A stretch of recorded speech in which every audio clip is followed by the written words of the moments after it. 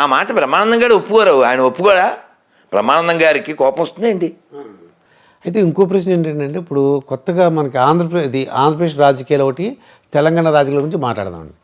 ఇక్కడ ఫ్రీ బస్సును పెట్టారు. మన ఇక్కడ తెలంగాణ రేవంత్ రెడ్డి గారు సీఎం అయిపోయారండి. అక్కడ కూడా ఎలక్షన్లు రాబోతున్నాయి. ఏంటి అసలు మీకు ఏమన్నా ఈ తెలంగాణ రాజకీయాల గురించి ఏమైనా తెలుసు, అవగాహన ఏమైనా ఉందా? కానీ ఈ ఫ్రీ బస్ ఒకటి అయితే మాట్లాడదాం సార్. ఈ ఫ్రీబీస్ అంటారు కదా. అవును, ఉచితాలు. ఈ ఫ్రీబీస్ అన్నీ తీసుకోవడం అంటే ఏంటంటే, నేను రైల్లో వస్తూ ఎవరితో మాట్లాడినప్పుడు మాట్లాడుకున్న మాట, ఓ కుక్కకి బొక్క దొరికిందండి సార్. బొక్క అంటే బోను. ఆ బోను ఏదో ఓను అనుకుని దాని టోన్ బాగా పెంచి అది దాన్ని కొరికింది సార్. కొరికితే ఏమొచ్చింది సార్? కొరికితే బోను కొరికితే దాని పళ్ళు పెడతాయేమో అండి సార్. బోన్ గట్టిగా ఉంటుంది సార్. దాన్ని కొరికితే అది గుచ్చుకుంది సార్. గుచ్చుకుంటే బాధ కలుగుతుంది సార్. బాధ ఒకటే సార్, బ్లడ్ కూడా వస్తుంది సార్. తాగింది సార్. బ్లడ్ ఎక్కడి నుంచి వచ్చింది అనుకుంటుందా కుక్క? బోన్ నుంచి వచ్చిందేమో అనుకుంటుంది. కానీ ఎవరి బ్లడ్? తన బ్లడ్ అండి. సేమ్ ఇక్కడ కూడా అంతే కదా సార్. ఈ మాట ఎవరు చెప్పారు? రేవంత్ రెడ్డి గారు చెప్పారు, బిఫోర్ బికమే సీఎం. అతను తప్పేం లేదు సార్. ఓటేసినోడు తప్పు, అతను తప్పే ఉంది సార్. మీకు ఇంకో ఉదాహరణ ఇస్తే బాగా పట్టుకుంటారు. చిన్నప్పుడు మనకు వారానికి ఓసారి డాక్యుమెంటరీ అని సినిమా వేసేవాడు, గుర్తుందా? దూరదర్శన్లో. మనకి వారానికి ఒకటేగా దొరికేది. ఈ డాక్యుమెంటరీ ఫిల్మ్ ఎప్పుడూ వేసేవాడు, నెలకో 2 నెలలకో. అది కేంద్రం నుంచి వచ్చేది, మనకి పండగ మధ్యాహ్నం వచ్చేది అది.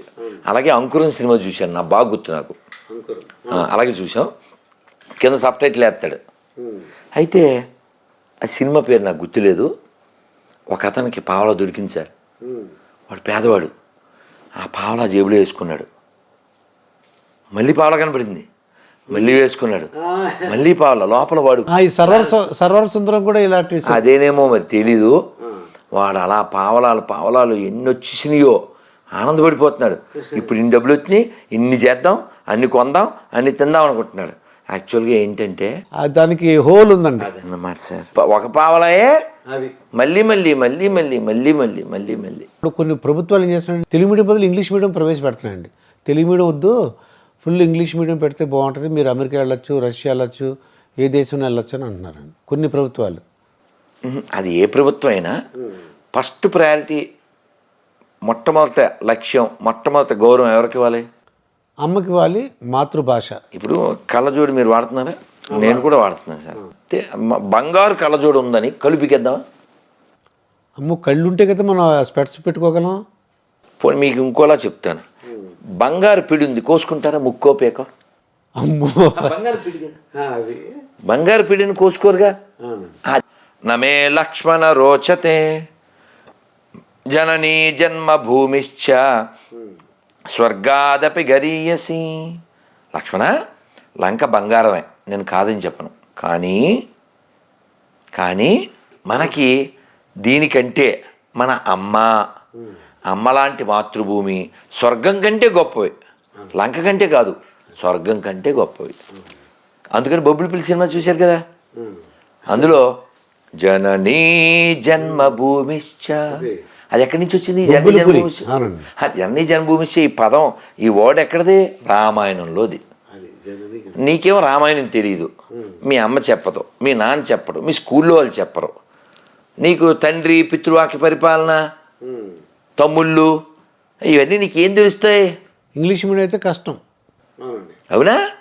దీనికి తోడు 4వ తరగతి విద్యార్థులకి గుణదల గురించి పాఠం పెట్టారు. అన్న ఎఫెక్ట్ గుణదలలో ఏముంది సార్? వాళ్ళు ఆక్రమించి ఒక కొండ మీద ఒక ఈ లారీ అంటే మేరీని పెట్టారు. పెళ్ళి అవ్వకుండానే ఎవరికో కడుపు అయ్యి కన్నది. అందులో ఆదర్శం ఏముందో నాకు అర్థం కాదు.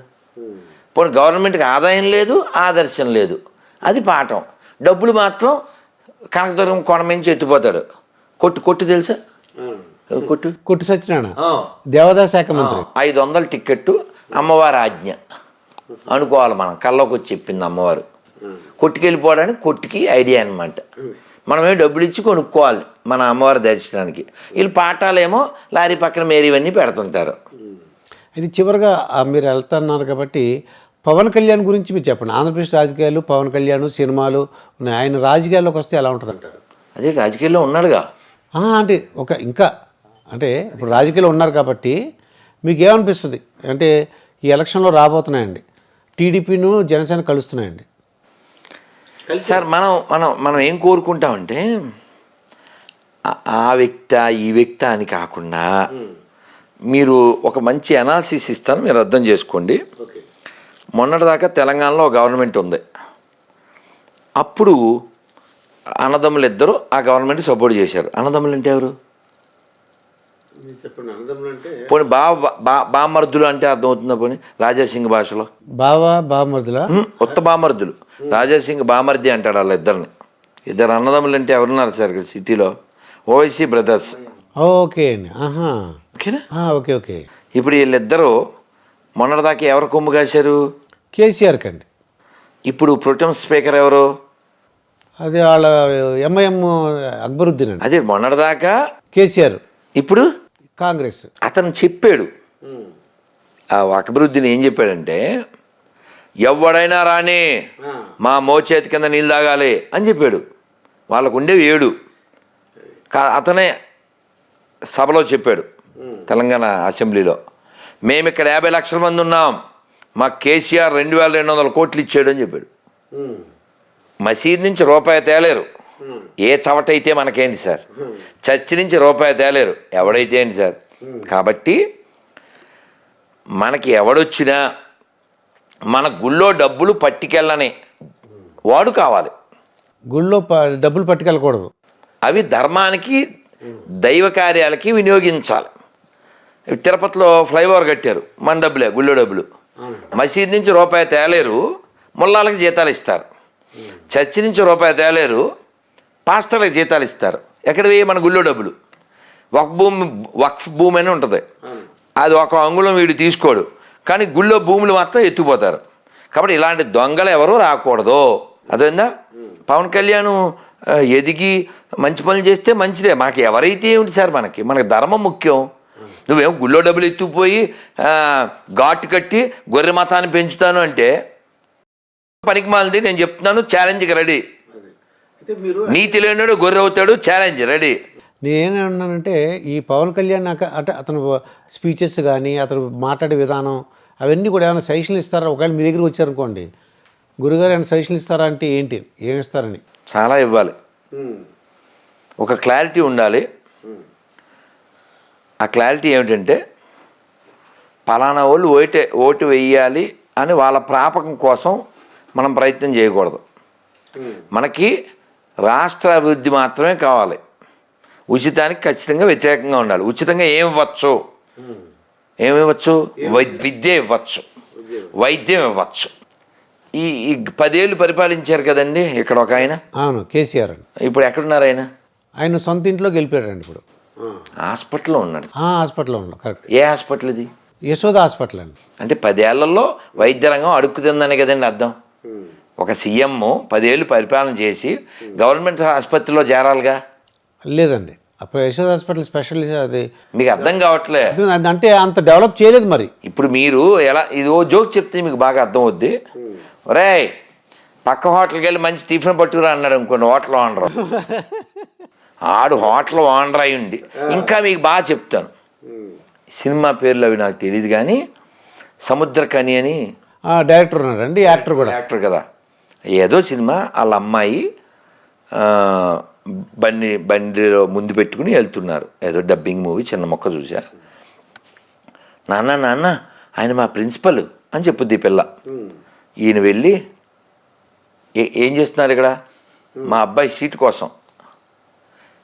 గవర్నమెంట్ టీచర్ అయ్యుండి మీ అబ్బాయికి సీటు కోసం ప్రైవేట్ స్కూల్ దగ్గర నిలబడతారా? సిగ్గు లేదు అంటే ఆడు తల మార్చుకుంటారు.